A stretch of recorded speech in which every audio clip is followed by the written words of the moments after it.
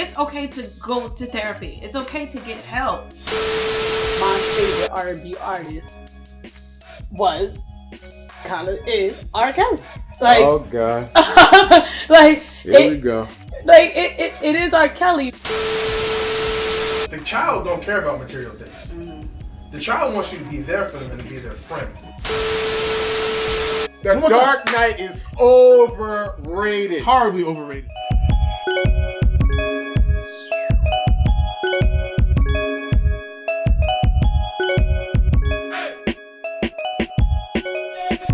Hey, welcome back, friends, squirrel friends, and homies who just want to kick it with Kenya. I am so happy to be back. It's been a very, very long time. And to my right is my co-host, Lewis. It's been like a long time since we physically recorded. We did some Zoom where we discussed some movies. But when was the last time we filmed together? It's been a while. I think it's been like over a year, right? Yeah. I think it was COVID slowed some things down. COVID. And other things. And we was in my old place, now we're in my new place. I don't know. A lot has happened, especially, a lot of big changes. And I really wanted to talk about one of them, which is the aspect of, or not an aspect, but the act of turning 30. Mm-hmm. Right? Like, why is it that age is so monumental? I don't know if you care to share, but how old are you? How old am I? How old are you? Well, I mean, my age is irrelevant. Oh my God. I am older than 30. You're older than 30. I am older than 30. So how was it turning 30 for me? Yeah, like how do you feel how did you feel when you turned 30? I felt the same as when I was 29, to be honest with you. There was no difference for you. None at all. You know what's funny? I find that men mostly say that. Like it doesn't feel any different, but there's always pressures with women when they get closer to 30. I feel like there's pressures with human beings in lifestyle when you as you age because of the certain things that society puts on you. Right. Like you're supposed to have this, and this by the time you're this age. You're supposed to have this by the time you're 18, by the time you're 25, by the time you're 30, 35, whatever. You're supposed to have kids and a family and this and a career and your jobs and you know what I'm saying? So I feel like everybody ages and everybody accomplishes things at their own pace. And I feel like in terms of like aging, I feel like it's a blessing, not a curse. Like people look at turning 30, 35, 40, 45 when you get older as a negative, like, oh my God, my life is dwindling down. Oh my God, I don't have my stuff together and I'm already this old. And I got friends that didn't make it to see 30. This is true. You know what I'm saying? Like I know people that didn't make it to see 20. So getting older is a privilege. Getting older and making your next lap around the sun, we're not promised tomorrow. So I am happy to still be here, even though I'm relatively young. I'm happy to still be here, and I hope to be here for another 30 and then another 30 until as long as I can be here. You know what I'm saying? I just look at it from the standpoint of like, we take care of what we need to take care of. We make sure we got all our faculties in line. We make sure we're keeping up with what we need to keep up with. We're able to still be mobile and still be able to do things for as long as we can. See, and like, I think you touched on a lot of things, one of it being the thought of where you thought you would be. Mm-hmm. So, the other question I was going to ask you was, but I guess will be no different, is how did you feel? It's one thing to say, how did you feel when you turned 30? But how did you feel when you knew 30 was approaching? You know, when you start reaching 27, 28, did you feel anything? Or was it just the same for you?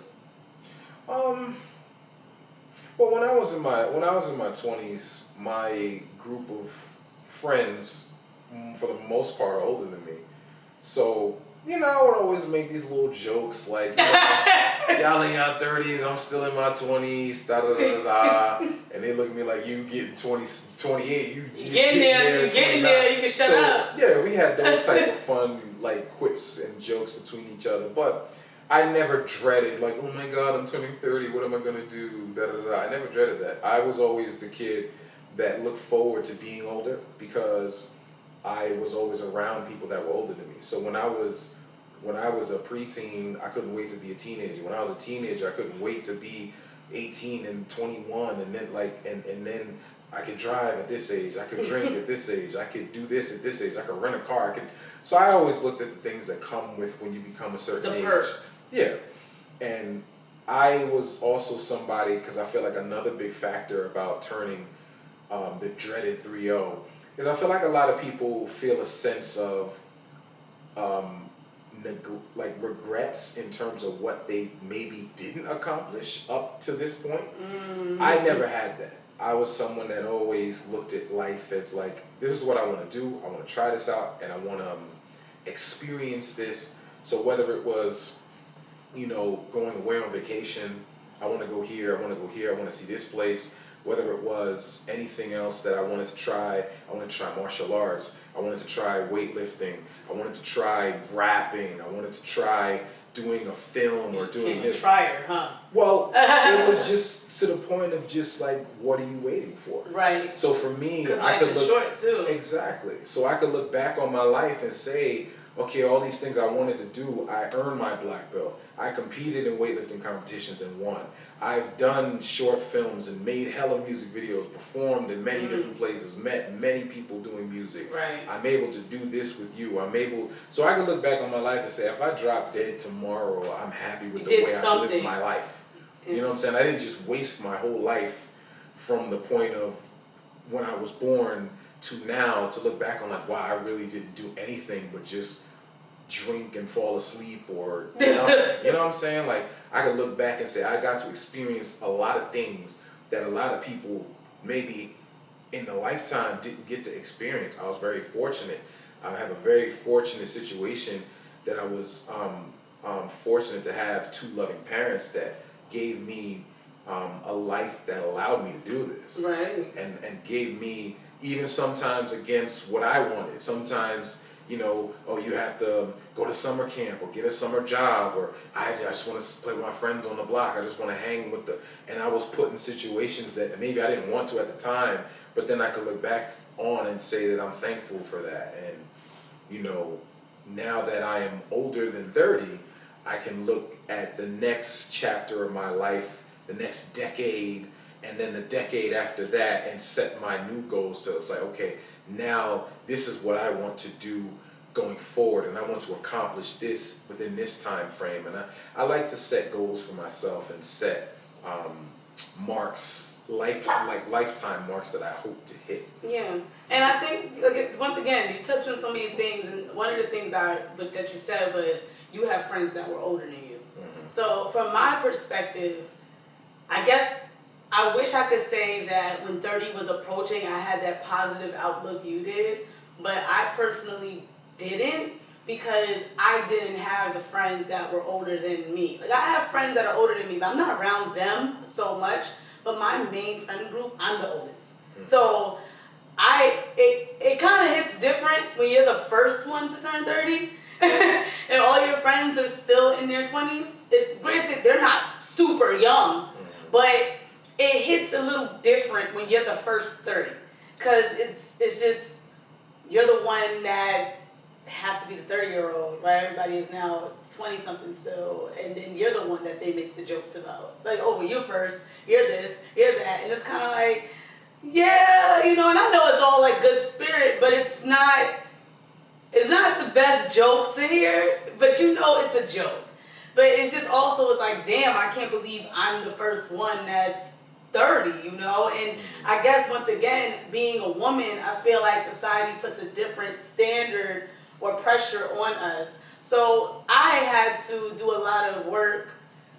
And it was a moment I was actually quite sad. I was quite sad thinking about those things that I didn't get to accomplish, and thinking about what the hell did I do during my 20s. Like, I spent it at one job longer than I should have. Then I, did something else. And I just was like, wait, what jobs did I have?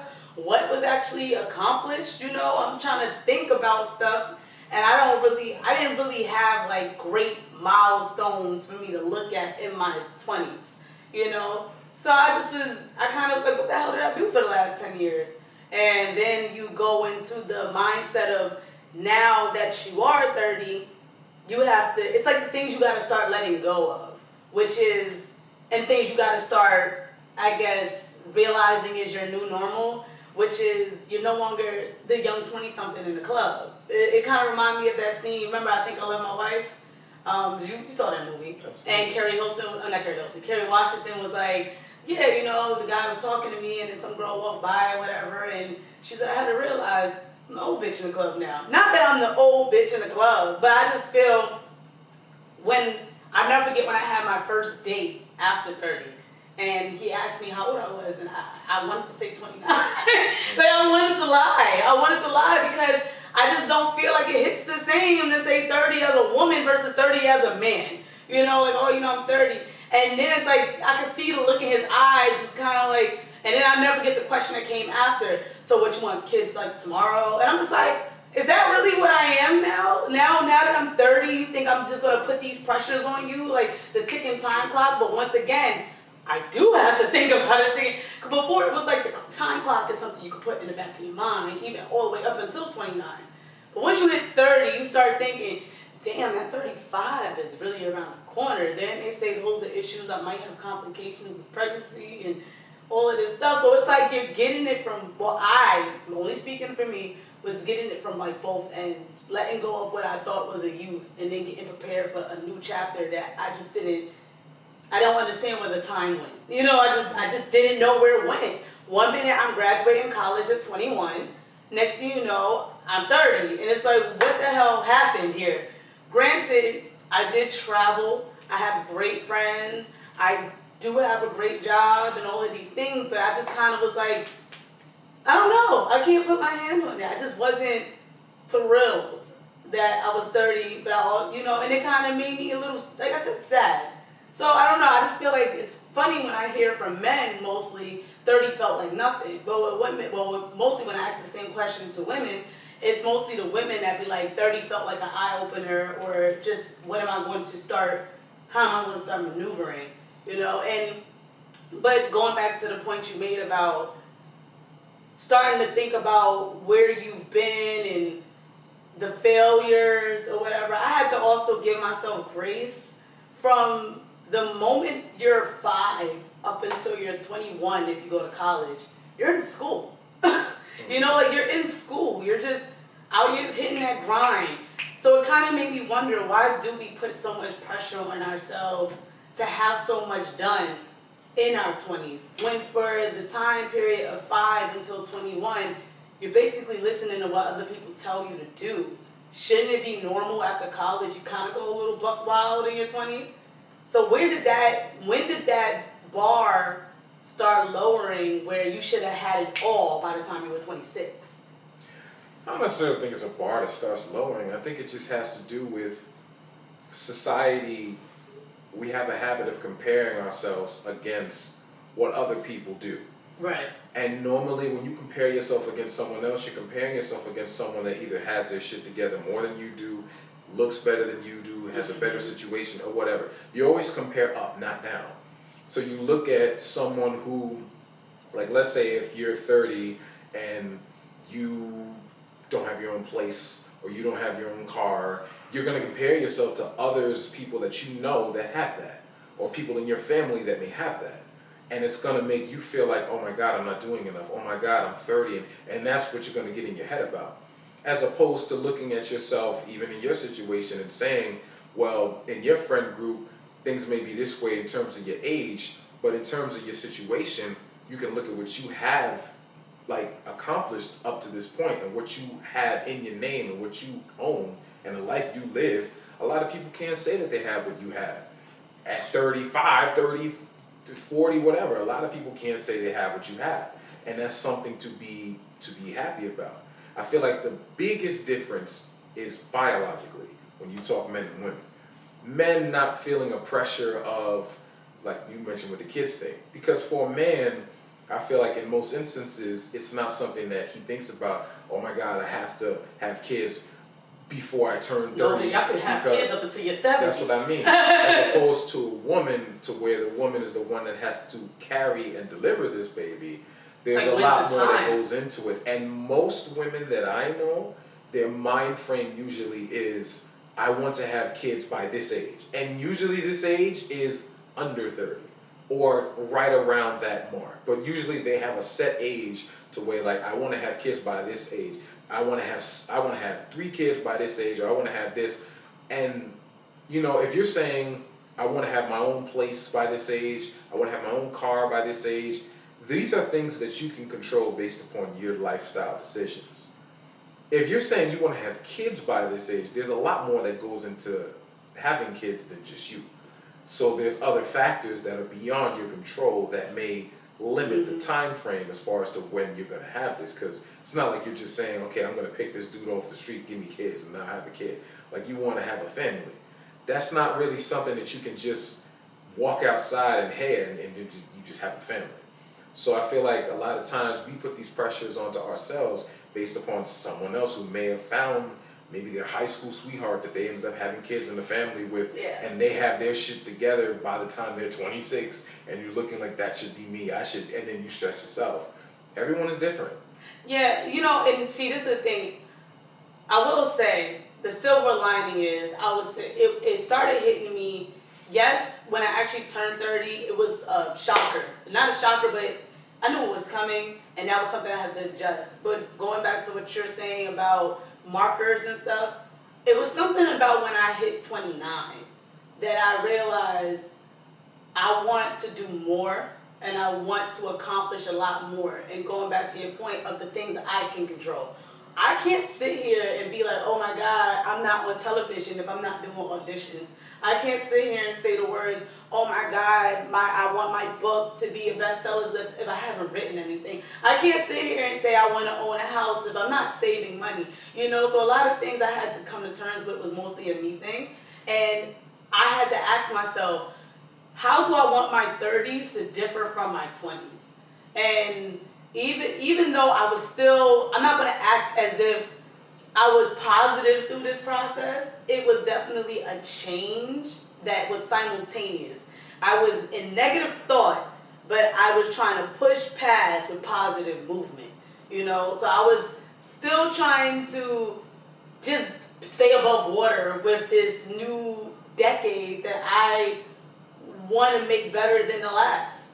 And yeah, I will say that as I started doing those markers and positively moving forward through my negative thought, how I feel now, versus how I felt when I first turned 30 is a complete 180. I see the positives now because of what you're saying. You may think, at first I thought I didn't accomplish anything, but to your point, I accomplished a lot that most people wouldn't have accomplished, and because of that, I'm awarded a certain luxury to take chances in my 30s that I'm sure I couldn't take in my 20s. I had to also remember, like, girl, you was working at Sears. Like, that's not true. But I was saying, like, girl, you was working at Sears in college. Then you was working somewhere else. You didn't really have your finances. Your finances didn't get great until after 25, 26. So it makes sense that now, you know, that I'm 30, yeah, girl, why is it that don't make sense? Why didn't that make sense to me? It makes sense that now you're reaping the benefits of the work you put in your 20s. It's not like you just stuck at your job. You try to do the things. And shoot, when I was working at Sears, I was only making like $6 an hour in college. You know what I'm saying? So it's like, why is it that you felt that you were supposed to have this house, this, that, when you was working from a place that, I mean, it was foundational, and now I'm fine. And to your point about you know, you did music, you was able to expose yourself, and I would say, if anything, 30, I'm realizing, became an awakening for me, where a lot more doors opened for me because of the work I started putting in 29 into the 30 decade. And I don't know, it's just crazy how the polar opposites just happen. And I think why I wanted to talk about this is because I don't know how many other people felt like me or even felt like you. I mean, there's plenty of people who don't see 30 as a problem, but there's plenty of people like me who felt that way and kind of like stayed in the mud. You know, like, I'm old, I'm this, I'm that, or like you said, rush and find some dude to have this kid with because of your time clock. Rush and do this because of this deadline you made up in your head. When in reality, life is what you make it, and it should be a fun process throughout. Not, I need this, I need that, I need this, I need that. For instance, gratification, but then the ramifications of that action could be way worse than if you just would have chilled, mapped out, and planned, you know?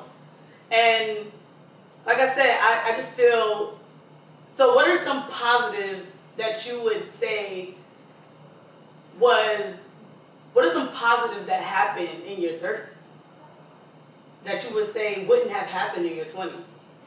I'm not going to say it's positives that happen now that wouldn't have happened in my 20s, but I will say the experience of being here for the time period that I've been here on this planet is I handle situations differently than I would have handled in my 20s. I can look back on situations, whether it's personal, whether it was in relationships, and say, oh my God, definitely in a relationship. 30-year-old me would have, 20-year-old me handled this in a way that 30-year-old me would have handled differently. What's the situation if I could poke? What's something you think you handle differently now, like a specific, that you wouldn't have, or you probably would have handled worse in your 20s? Well, like I had a situation in a relationship I was in where I have a lot of female friends. So I hang out with my female friends. And 19-year-old me didn't understand the concept of I have to tell my girlfriend that, hey, I'm hanging out with my female friend. As opposed to 30-year-old me, out of just that respect, I would let you know that. Where 19-year-old me, it was more along the lines of like, why do I have to check up with like my life? Like, what the hell? I'm not Get doing off my anything wrong. back. But just thinking of the way, just thinking from the perspective of like, okay, let's say I'm hanging out with my female friend and people see I'm with this female friend knowing I'm in this relationship and they know my girlfriend and that gets back to her. Right. And now there's a little miscommunication issue that could have been avoided if I would have just said, yeah, my friend is coming into town, so I'm going to hang out for a little bit. Or just communication. Yeah, just open communication, just from the standpoint of like just checking in or just thinking about how it may affect the other person in a way that I can try to just eliminate a problem before it becomes one, just by speaking on something that I don't necessarily have to do, but just to make it easier, or like just as a simple situation like that, not having the ego to do something like that, or having the smarts to, instead of me arguing with you, 19-year-old me and me and girlfriend are arguing about something I know I'm right on, and it's important that I win this argument because I know I'm right, and I'm gonna prove to you that I'm right. 30-year-old me, it's okay, I could take the L and I'm fine. You know what I'm saying? Like I don't have to like fight you over something so small and cause these issues if I know that I'm right. I'll say, and just be mature about how I handle this. Just to not get to the point where I piss you off. I made my point, but I pissed you off, and now we're awkward for a little bit. You know what I'm saying? Like just little things like that. Like to where it's just like I feel like to the point where it's like, I don't say I'm old, but it's like I'm too old for that. Like it's just that I don't think it's old. I just think we've been there, done that, and that's what I mean. There's other things that experience, right? And I would say that too. I will say, even, and this is a shift that I kind of going, like I said, moving in my negative thinking, but with positive markers, because I just could not stay here. This is not something I was going to choose to live in, and I would say a lot of my stress was also dating, and I don't know, but I used to like stay in mess a little longer than I needed to, but around 29, it was like something told me, you are about to approach 30, you are to not bring in this same bad habit in this new decade. So if you see a red flag or if something makes you be like, nah, let it go. It's dating, especially in dating. Dating, I don't understand why when you're in, and that's going to be a different topic later on, but I don't understand when you're in a dating situation, me personally, you give chance after chance after chance in a dating situation. That's not your boyfriend. So I will say there was a situation that happened when I was 29, and it happened, and I let him go, because I'm like, yeah, no, I'm not bringing this into 30, and I never looked back. And that made me feel so powerful. So that was that positive marker that helped me realize, listen, whatever happens in a situation, you respect yourself, you build your confidence within yourself, and you bring that into your next chapter. But you're not about to bring these same bad things into this new decade of time, however long you're blessed to be in this life. You're not going to keep carrying those repeated, one more chance. Okay, let me just still text him. I mean, we're still cool. Like, no, if they are disrespectful, it's gone. Mm-hmm. So I will say that helped, and I think that, like I said, it just boosted my confidence a lot. And dating now is better because what you said, like, not that you're too old for this, but you could go, you could go, especially when you realize the positive. Like I said, I did have to start checking myself and saying, Kane, you do have your own place in New York City. You did do well. You did do this. You did do that. You did do this. So to make yourself feel like you're just this failure because you don't have the looking up, the big house, the condo, this, that. And also, like being in YouTube is just not really for the faint of heart. When you see people with 1K plus subscribers and all this and the third who just start out, and it's like, girl, you don't have to give up on that. You have to push forward. And how you want to, but they say, well, Lotto, you got to be in it to win it. Mm-hmm. So if you gave up on your show, then of course you're never going to reach that, versus if you keep on going and going and going until you hope and you try. That's it. Exactly. Discovering new talents, trying, and like you said before, looking at it like as long as you have breath in your body, there's an opportunity for you to have all that you say you want to have. And if you don't have it, you could at least look back at your life and due to me trying, I tried a reality show, I met great people there, tried doing this, I met great people there, and if it doesn't work out, you look back at your life and at least you say you lived a life. You say it's the experience. I don't want to dwell too much on this, but it's the experience. So like I said, like when I was doing music, I didn't make it to the heights of like a 50 Cent, Jay-Z type rapper, obviously. But I got to meet so many great people. I got to do so many great things. I got to experience. And you started this in your 20s. As a rapper? Yeah. I was rapping when I was a teenager. Yeah, teenager, yeah. But it was something to where it was like that part of my life. It was so great to just go looking back on it and experience. I got to perform live in front of hundreds of people, thousands of people. I got to get paid to do this. I made money from this. I was able to just meet people. I mean, technically, granted, the way we met was circumstantial due to me being friends with your ex at the time, but the reason we met was due to the music part. Right. You know what I'm saying? So it brought doing music brought me so much great things that I'm still enjoying today. For me, that journey was successful because I got to meet, like whether it's the gentleman manning the camera, whether it's the gentleman that edits my videos or that does it, like I'm still good friends with all of them. I'm still in contact with all of them, and all of that was a product of me doing music. Had I not done music, I would not have met so many of these great people. Right. So to me, that was successful in its own right, to where I'm happy that I did that because I'm reaping the benefits of that for the rest of my life and with who I have in my life as a result of me taking that chance. So you said something, I know. You said something. So that made me think. So would it be beneficial as a society if instead of looking at age, we just look at life as experiences, and instead of saying I need this by this age, and through these experiences you just have a good life? You get what I'm saying? Well, that'll. Because that all came from one aspect, which is you doing music. You didn't even talk about acting. You didn't talk about when you're doing producing and all of this stuff. So if we all just do our best to put our hats in the rings with different talents, or even when it comes to dating, whatever like that, instead of thinking you have to have these things, let's live through these things. Yeah.